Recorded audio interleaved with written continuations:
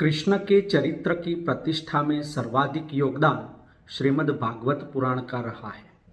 कृष्ण भक्ति का सबसे बड़ा स्रोत यही ग्रंथ है। कृष्ण भक्ति संबंधित संप्रदायों की दार्शनिक मान्यताओं का आधार भी यही ग्रंथ है। वल्लभाचार्य के शुद्धाद्वैतवाद ने कृष्ण भक्ति काव्य को आधार प्रदान किया। शुद्धाद्वैतवाद के आधार पर उन्होंने कृष्ण भक्ति के लिए वैज्ञानिक भक्ति मार्ग का विकास किया। उसे पुष्टि मार्ग कहते हैं। पुष्टि मार्ग के अनुसार सेवा दो प्रकार की होती है, एक नाम सेवा और दो स्वरूप सेवा। स्वरूप सेवा भी तीन प्रकार की होती है, तनुजा, वित्तजा और मानसी। मानसी सेवा के दो प्रकार होते हैं, मर्यादा मार्गीय और पुष्टि मार्गीय। मर्यादा मार्गीय मानसी सेवा पद्धति का आचरण करने वाला साधक जहाँ अपनी ममता और अहम को दूर करता है, वहाँ पुष्टि मार्गीय मानसी सेवा पद्धति वाला साधक अपने शुद्ध प्रेम के द्वारा कृष्ण भक्ति में लीन हो जाता है और उनके अनुग्रह से सहज में ही वांछित वस्तु प्राप्त कर लेता है। वल्लभाचार्य ने भक्ति के इस मार्ग की दार्शनिक और भक्तिपरक विवेचना की। उन्होंने कृष्ण भक्त कवियों को इसमें दीक्षित कर कृष्ण भक्ति काव्यधारा के मार्ग को प्रशस्त किया। इनमें जो प्रमुख 8 कवि थे, उनको अष्टछाप के कवि कहा गया। वल्लभाचार्य ने शुद्धाद्वैतवाद में ब्रह्म और जीवन में अंतर स्पष्ट करते हुए ब्रह्म का सत्य, चित्त और आनंद अर्थात सच्चिदानंद स्वरूप का विवेचन किया। ब्रह्म अपने इन तीनों स्वरूपों का आविर्भाव और तिरोभाव करता रहता है। शुद्धाद्वैतवाद का यह दर्शन भक्ति के क्षेत्र में पुष्टि मार्ग कहलाता है। पुष्टि भक्ति को भी उन्होंने 4 कोटि में विभक्त किया है। इस संसार में गृहस्थ जीवन बिताते हुए जो लोग भगवान की भक्ति करते हैं, उनकी भक्ति प्रवाह पुष्टि भक्ति कहलाती है। भोग विलास से विमुख और विरत होकर ईश्वर का चिंतन कीर्तन करने वालों की भक्ति मर्यादा पुष्टि भक्ति कहलाती है। ईश कृपा पाकर भक्त बने लोग जब दोबारा ईश कृपा पाते हैं और ज्ञान के अधिकारी बनते हैं और फिर ब्रह्म के विषय की ज्ञातव्य बातें अपने यत्न से समझते हैं, उनकी भक्ति पुष्टि भक्ति कहलाती है। पर जो ईश्वर के प्रति अमिट प्रेम के अलावा और कुछ नहीं करते, ऐसी भक्ति शुद्ध पुष्टि भक्ति कहलाती है। इस भक्ति के 3 सोपान माने गए हैं, प्रेम, आसक्ति और व्यसन। गोपियों की भक्ति को शुद्ध पुष्टि भक्ति में गिना गया है। इस भक्ति में भगवान की लीला में भाग लेना ही परम मुक्ति है। पुष्टि मार्ग का मुख्य लक्ष्य इसी भक्ति में है। जब भक्त भगवान पर पूरी तरह से आश्रित हो जाता है तो इसे सायुज्य मुक्ति कहते हैं। सायुज्य का अर्थ है भेद रहित मिलना। आत्मा का परमात्मा में लीन होकर एकमेक हो जाना ही सायुज्य मुक्ति है। वल्लभाचार्य के अनुसार ब्रह्म का आनंद से युक्त रूप ही उसका असली रूप है। इसी में उसका ब्रह्मत्व निहित है। सत और चित वाला अंश तो जीवात्मा में आविर्भूत रहता है, केवल आनंद अंश तिरोहित रहता है। इसी आनंद प्रधान ब्रह्म में लीन होकर जीव अपनी नित्य लीला सृष्टि में प्रवेश करता है। पुष्टि मार्ग रागात्मिका भक्ति है जो भगवद कृपा से भक्त को प्राप्त होती है, जिसका आधार भगवत प्रेम है। प्रेम लक्षणा भक्ति इसी कारण कहा जाता है। प्रेम लक्षणा भक्ति में वात्सल्य, सख्य और माधुर्य 3 प्रकार की भक्ति की प्रधानता रहती है। कृष्णोपासक कवियों में इन्हीं तीनों भक्ति का रूप मौजूद है। वल्लभाचार्य के पुत्र गोसाई विठलनाथ जी ने अपने पिता के 4 शिष्यों सूरदास, परमानंद दास, कुंभन दास और कृष्णदास तथा अपने 4 शिष्यों चित स्वामी, गोविंद स्वामी, चतुर्भुज दास तथा नंददास को लेकर अष्टछाप का निर्माण किया। इन अष्टछाप कवियों का परिचय उनकी कविता और उनकी काव्यगत विशेषताओं के विषय में मैं डॉक्टर अशोक पटेल, हिंदी विभाग, Shri Swaminarayan arts college, Gujarat university Ahmedabad से बताने का यत्न करूंगा। हिंदी साहित्य का दूसरा इतिहास में डॉक्टर बच्चन सिंह लिखते हैं कि महाप्रभु जी वल्लभाचार्य जी एवं उनके पुत्र श्री विठलनाथ जी द्वारा संस्थापित 8 भक्तिकालीन कवियों का एक समूह था, जिन्होंने अपने विभिन्न पद एवं कीर्तनों के माध्यम से भगवान श्री कृष्ण की विभिन्न लीलाओं का गुणगान किया। 8 कवि होने के कारण इनका नाम अष्टछाप रखा गया। ये 8 कवि सत्य भाव से कृष्ण में अनुरक्त होकर उनका कीर्तन और गायन करते थे। तो डॉक्टर नगेंद्र संपादित हिंदी साहित्य के इतिहास के अनुसार अष्टछाप की स्थापना 1565 ईस्वी सन में हुई थी। इन कवियों में सबसे पहले कुंभन दास जी का जन्म गोवर्धन, मथुरा के सन्निकट जमुनावतो नामक गांव में 1525 विक्रम संवत में चैत्र कृष्ण एकादशी को हुआ था। वे गौरवा क्षत्रिय थे। उनके पिता एक साधारण श्रेणी के व्यक्ति थे। उन्हें पैसे का अभाव आजीवन खटकता रहा, पर उन्होंने किसी के सामने हाथ नहीं पसारा। भगवद भक्ति ही उनकी संपत्ति थी। परिवार में इनकी पत्नी के अतिरिक्त 7 पुत्र, 7 पुत्रवधुएं और एक विधवा भतीजी थी। कुंभन दास परम भगवद भक्त, आदर्श गृहस्थ और महान विरक्त थे। वे निस्पृह, त्यागी और महासंतोषी व्यक्ति थे। उनके चरित्र की विशिष्टता, अलौकिकता यह थी कि भगवान साक्षात प्रकट होकर उनके साथ सखाभाव की क्रीड़ाएं करते थे। श्रीनाथ जी के मंदिर में कुंभन दास नित्य नए पद गाकर सुनाने लगे।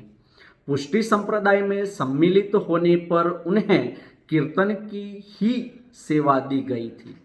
कुंभन दास भगवत कृपा को ही सर्वोपरि मानते थे। एक बार वल्लभाचार्य जी ने उनके युगल लीला संबंधित पद से प्रसन्न होकर कहा था कि तुम्हें तो निकुंज लीला के रस की अनुभूति हो गई। कुंभन दास महाप्रभु की कृपा से गदगद होकर बोल उठे, मुझे तो इसी रस में नितांत आवश्यकता है। बड़े बड़े राजा महाराजा, बड़े बड़े रसिक और संत महात्मा आदि कुंभन दास का दर्शन करने में अपना सौभाग्य मानते थे। एक बार मुगल बादशाह अकबर ने कुंभन दास को फतेहपुर सिकरी बुलाया। बादशाह ने उनकी बड़ी आव भगत की, पर कुंभन दास को ब्रज ही उत्तम लगा, जिसमें स्वयं श्रीनाथ जी खेलते रहते हैं, अनेकों क्रीड़ाएं करते करते रहते हैं। अकबर ने पद गाने की प्रार्थना की। कुंभन दास तो भगवान श्री कृष्ण के ऐश्वर्य माधुर्य के कवि थे। उन्होंने पदगान किया। भगत को कहा सिकरी काम, आवत जात पनहिया टूटी, बिसरी गयो हरि नाम। जाको मुख देखें दुख लागई, ताको करनो पर्यो प्रणाम। कुंभन दास लाल गिरधर बिनु, और सबई बेकाम। विक्रम संवत 1620 में महाराजा मानसिंह ब्रज आए थे। उस समय मृदंग और वीणा के साथ कुंभन दास जी कीर्तन कर रहे थे। राजा मानसिंह उनकी पदगान शैली से बहुत प्रभावित हुए। वे उनसे मिलने जमुनावतो गए। महाराजा मानसिंह ने उनकी निर्धनता का पता लगा लिया। उन्होंने सोने का दर्पण देना चाहा, फिर मोहरों की थैली देनी चाहिए, फिर जमुनावतो गांव कुंभन दास के नाम करना चाहा, पर उन्होंने अस्वीकार कर दिया। राजा मानसिंह ने कहा कि माया के भक्त तो मैंने बहुत देखे हैं, पर वास्तविक भगवत भक्त तो आप ही है। विक्रम संवत 1639 तक वे 113 साल की उम्र पर्यंत जीवंत रहे।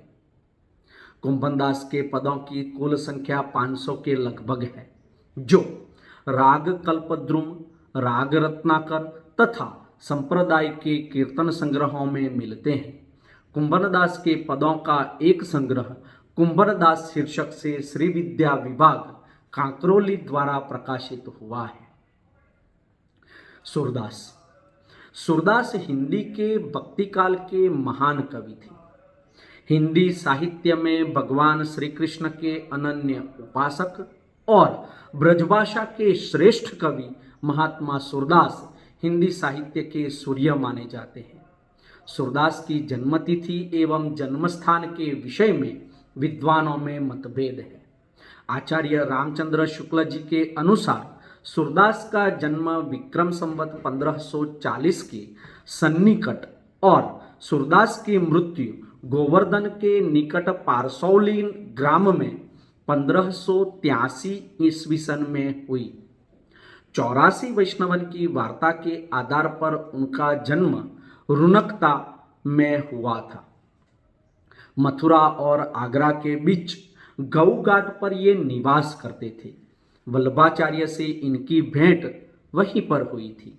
भाव प्रकाश में सुर का जन्म स्थान सिही नामक गांव बताया गया है।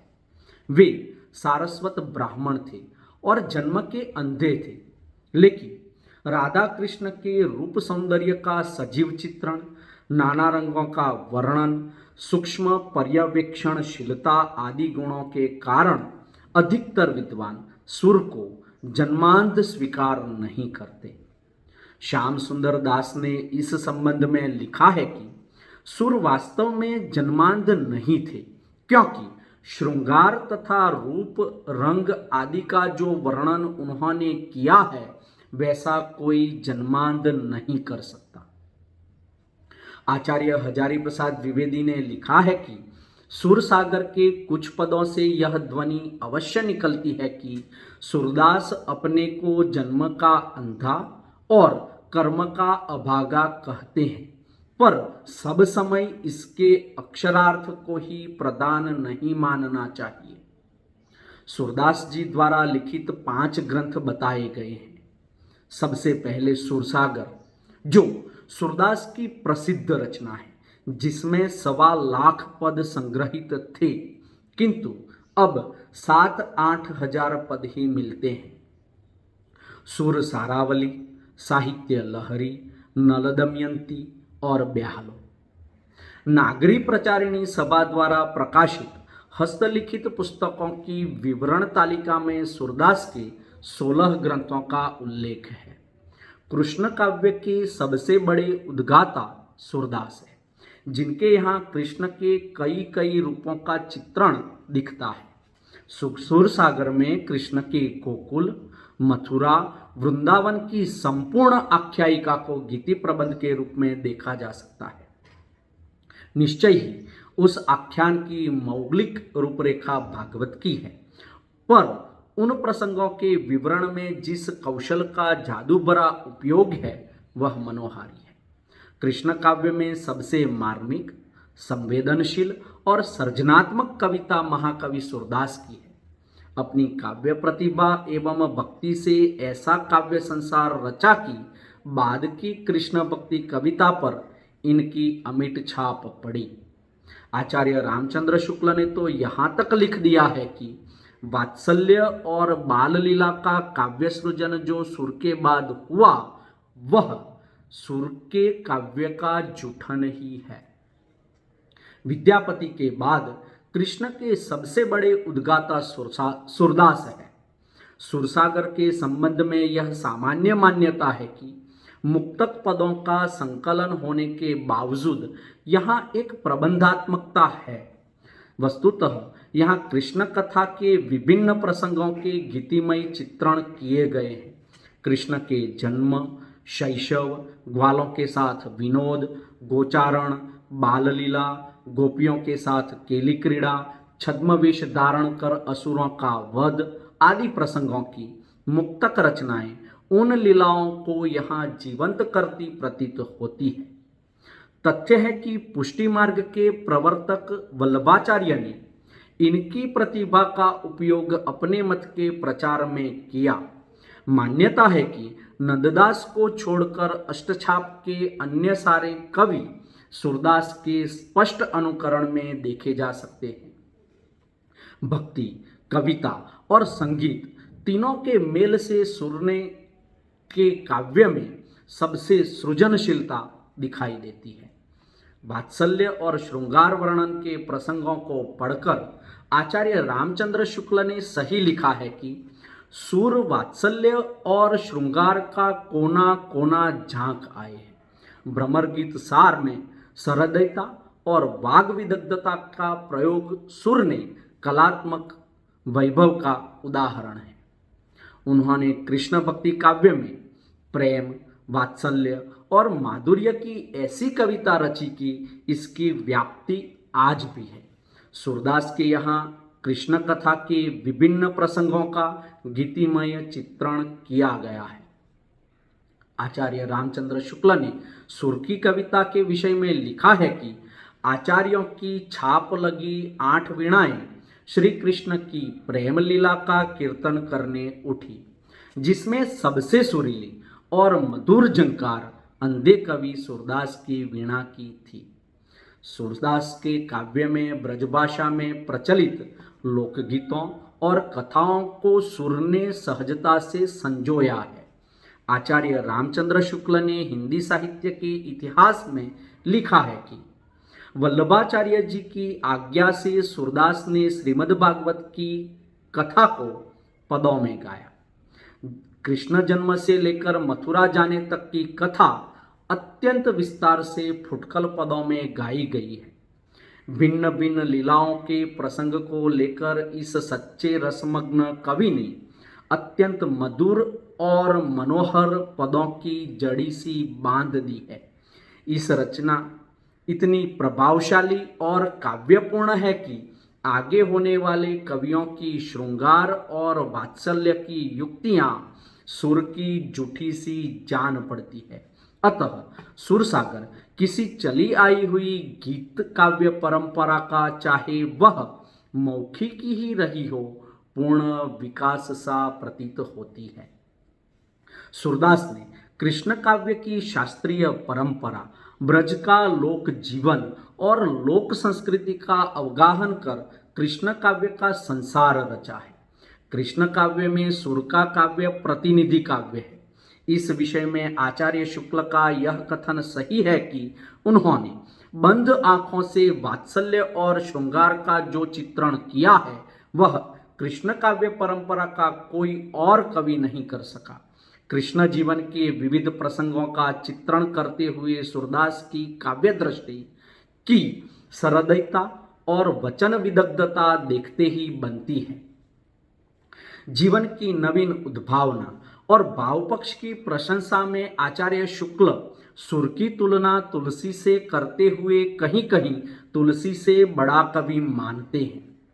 सुर की काव्य चेतना में जीवन के भावपक्ष की प्रबलता ही नहीं है, उनका काव्य लोक जागरण की चेतना का काव्य भी है, जो सामंती समाज की जाति, वर्ण और संकीर्णता के बंधन को तोड़कर मानव प्रेम का पाठ भी पढ़ाता है। नारी की स्वतंत्रता का जैसा चित्रण सुर ने किया है वह भक्ति काल के अन्य कवियों के यहाँ दुर्लभ है। गीति काव्य की सृजनात्मकता सुर के काव्य का विशिष्ट पक्ष है। सूरदास ने अपने गीतात्मक काव्य में भाव और विचार का अद्भुत समन्वय किया है। सूरदास के गीतों की शक्ति लोक से आती है। लोक की शक्ति का अवगाहन कर सूरदास ने अपने गीति काव्य को समृद्ध किया है। ब्रजभाषा की सृजनात्मकता का उत्सव सुर की कविता है। सूरदास सुरसागर में ब्रजभाषा के बोलचाल के रूप के साथ साथ शिष्ट और परिमार्जित रूप का प्रयोग करते हुए दिखते हैं। लोक से काव्य भाषा का स्रोत ग्रहण कर उसमें मुहावरों लोकोक्तियों का प्रयोग कर अपनी कविता को प्राणवान बनाते हैं। सूरदास के अनुसार भगवान श्री कृष्ण के अनुग्रह से मनुष्य को सद्गति मिल सकती है। अटल भक्ति कर्मभेद जातिभेद ज्ञान योग से श्रेष्ठ है। सुर ने वात्सल्य श्रृंगार और शांत रसों को मुख्य रूप से अपनाया है। सुर ने अपनी कल्पना और प्रतिभा के सहारे कृष्ण के बाल्य रूप का अति सुंदर सरस सजीव और मनोवैज्ञानिक वर्णन किया है। जैसे मैया कबही बढ़ाएगी चोटी कीती बार मोही दूध दूध पियत बई यह अजहू है छोटी। जो कोमलकांत पदावली भावानुकूल शब्द चयन सार्थक अलंकार योजना धारावाही प्रवाह संगीतात्मकता एवं सजीवता सुर की भाषा में है, उसे देखकर तो यही कहना पड़ता है कि सुर ने ही सर्वप्रथम ब्रजभाषा को साहित्यिक रूप दिया है। देखते हैं मैया मोरी मैं नहीं माखन खायो बोर भयो गैयन के पाछे मधुवन मोही पठायो चार पहर बंसी बट भटक्यो सांझ परे घर आयो मैं बालक बहियन को छोटो छीको कही विधि पायो। सुर ने भक्ति के साथ श्रृंगार को जोड़कर उसके संयोग वियोग पक्ष का जैसा वर्णन किया है वैसा अन्यत्र दुर्लभ है। सुर ने विनय के पद भी रचे हैं जिसमें उनकी दास्य भावना कहीं कहीं तुलसीदास से आगे बढ़ जाती है। सुर ने यशोदा आदि के शील गुण आदि का सुंदर चित्रण किया है। सुर का भ्रमर गीत वियोग श्रृंगार का ही उत्कृष्ट ग्रंथ नहीं है, उसमें सगुण और निर्गुण का भी विवेचन हुआ है। सुर काव्य में प्रकृति चित्रण का सूक्ष्म और सजीव वर्णन मिलता है। सुर का काव्य भाव पक्ष की दृष्टि से ही महान नहीं है, कला पक्ष की दृष्टि से भी उतना ही महत्वपूर्ण है। आचार्य हजारी प्रसाद द्विवेदी ने सुर की कवित्व शक्ति के बारे में लिखा है कि सूरदास जब अपनी प्रिय वस्तु का वर्णन शुरू करते हैं तो मानो अलंकार शास्त्र हाथ जोड़कर उनके पीछे पीछे दौड़ा करता है। उपमाओं की बाढ़ आ जाती है, रूपकों की वर्षा होने लगती है। परमानंद दास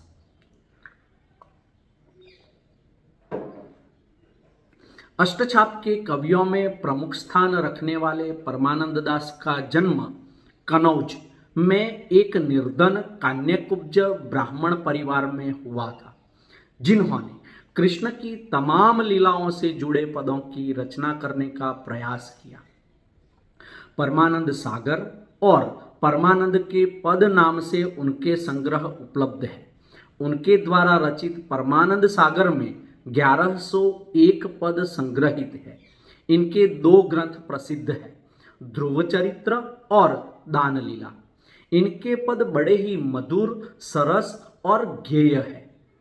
जैसे माई मीठे हरी जू के बोलना पाय पेंजनी रुनझुन बाजे आंगन आंगन डोलना काजर तिलक कंठ कचुलामल पीतांबर को चोलना परमानंद दास की जीवनी गोपी जुलावत जोलना।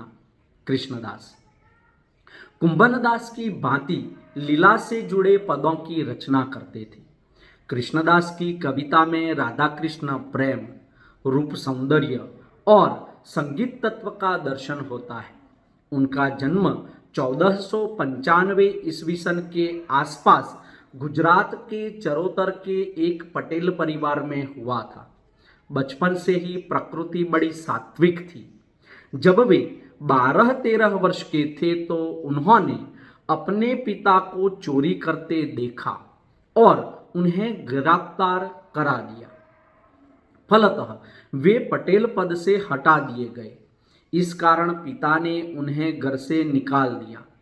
वे भ्रमण करते हुए ब्रज पहुंचे उन्हीं दिनों नवीन मंदिर में श्रीनाथ जी की मूर्ति की प्रतिष्ठा करने की तैयारी हो रही थी। श्रीनाथ जी के दर्शन से वे बहुत प्रभावित हुए और वल्लभाचार्य से उनके संप्रदाय की दीक्षा ली। उनकी असाधारण बुद्धिमत्ता, व्यवहार कुशलता और संगठन योग्यता से प्रभावित होकर वल्लभाचार्य ने उन्हें बेटिया के पद पर नियुक्त किया और फिर शीघ्र उन्हें श्रीनाथ जी के मंदिर का अधिकारी बना दिया। उन्होंने अपने इस उत्तरदायित्व का बड़ी योग्यता से निर्वाह किया। कृष्णदास को सांप्रदायिक सिद्धांतों का अच्छा ज्ञान था, जिसके कारण वे अपने संप्रदाय के अग्रगण्य लोगों में माने जाते थे। उन्होंने समय समय पर कृष्ण प्रसंगों पर पदरचना की। देख ज्यों माई नयन रंगीलो, लय चल सखीरी तेरे पायन लागो, गोवर्धन दर छैल छबीलो, नव रंग नवल नव गुण नागर, नवल रूप नव भांत नवीलो। उनके पदों की संख्या लगभग 250 है, जो राग कल्पद्रुम, राग रत्नाकर तथा संप्रदाय के कीर्तन संग्रहों में उपलब्ध है। 1575 और 1581 ईस्वी सन के बीच किसी समय उनका देहावसान हुआ। गोविंद स्वामी का जन्म राजस्थान के भरतपुर राज्य के अंतर्गत आंतरी गांव में 1505 ईस्वी सन में हुआ था। ये सनाड्य ब्राह्मण थे। ये विरक्त हो गए थे और महावन में आकर रहने लगे। 1535 ईस्वी सन में इन्होंने गोस्वामी विठलनाथ से विधिवत पुष्टि मार्ग की दीक्षा ग्रहण की और अष्टछाप में सम्मिलित हो गए। इन्होंने भगवान श्री कृष्ण की विभिन्न लीलाओं का अपने पदों में वर्णन किया है। वे कवि होने के अतिरिक्त बड़े पक्के गवैये थे। तानसेन कभी कभी इनका गाना सुनने के लिए आया करते थे। ये गोवर्धन पर्वत पर रहते थे और उसके पास ही उन्होंने कदम्बों का एक अच्छा उपवन लगाया था, जो अब तक गोविंद स्वामी की कदम्ब खड़ी कहलाता है। चित स्वामी चित स्वामी का जन्म 1515 ईस्वी सन में हुआ था। मथुरा के चतुर्वेदी ब्राह्मण थे। घर में जजमानी और पंडागिरी होती थी। ये बीरबल के पुरोहित थे। पंडा होने के कारण पहले से ये बड़े अक्कड़ और उद्दंड थे, पर श्री कृष्ण की कृपा से सब बदल गया। भई अब गिरधर सो पहचान, कपट रूप धरी छल के आयो, परसोत्तम नहीं जान। छोटो बड़ो कछु नहीं देखो, छाई रहो अभिमान। चित स्वामी देखत अपनायो, विठल कृपा निदान। चित स्वामी अष्टछाप के कवियों में सुगायक एवं गुरु गोविंद में तनिक भी अंतर नहीं मानते थे। जन्म संवत 1572 के आसपास मथुरा में माथुर चतुर्वेदी ब्राह्मण के एक संपन्न परिवार में हुआ था। स्वामी पदवी उनको गोसाई विठलनाथ जी ने दी, जो आज तक आपके वंशजों के साथ जुड़ती चली आ रही है। चित स्वामी कृत कुछ विशेष साहित्य नहीं मिलता। पुष्टि संप्रदाय में नित्य उत्सव विशेष पर गाए जाने वाले उनके हस्तलिखित एवं मुद्रित पद मिलते हैं। चतुर्भुजदास चतुर्भुजदास कुंभनदास के पुत्र और गोस्वामी विठलनाथ के शिष्य थे। डॉक्टर दीनदयाल गुप्त के अनुसार इनका जन्म विक्रम संवत 1520 और मृत्यु विक्रम संवत 1624 में हुई थी। इनका जन्म जमुनावतो गांव में गौरवा क्षत्रिय कुल में हुआ था। वार्ता के अनुसार ये स्वभाव से साधु और प्रकृति से सरल थे। भक्ति भावना की तीव्रता के कारण श्रीनाथ जी के अंतरंग सखा बनने का सम्मान प्राप्त कर सके। आचार्य रामचंद्र शुक्ल तथा आचार्य हजारी प्रसाद द्विवेदी ने अपने अपने साहित्य के इतिहास के ग्रंथ में उनकी निम्न 3 रचनाओं का उल्लेख किया है। द्वादश यश, हितजुको मंगल, भक्ति प्रकाश, इसके अतिरिक्त कुछ स्फुट पद। नंददास नंददास विक्रम संवत 1572 से 1640 अष्टछाप के कवियों में सूरदास के बाद महत्वपूर्ण कवि है। कवि नंददास का जन्म जनपद कासगंज के रामपुर गांव में सनाड्य ब्राह्मण परिवार में हुआ था।